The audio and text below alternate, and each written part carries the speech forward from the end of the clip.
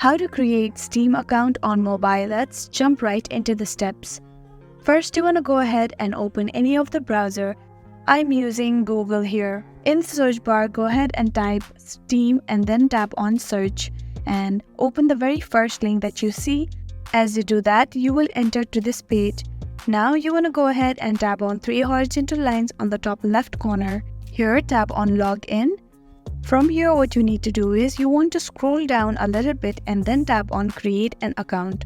As you do that, you will enter to this page where you want to enter your email address from which you want to sign up to Steam, and then confirm your email address. Scroll down a little bit and then put your country of residence, and then you want to tap on I am not robot and verify that you are not a robot. Then you want to go ahead and tap on continue. A verification will be sent to the email that you have just entered, and then what you want to do is you want to enter the verification. Go to your Gmail and tap on verify my email address. After that, now your email will be verified and you want to go back to the sign in page and you will see this page. Now you want to enter the Steam engine name and then you want to choose your password. After that, you want to confirm your password. Then you want to tap on done.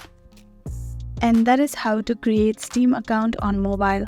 I really hope this video helped you out. Thank you so much for watching till the very end.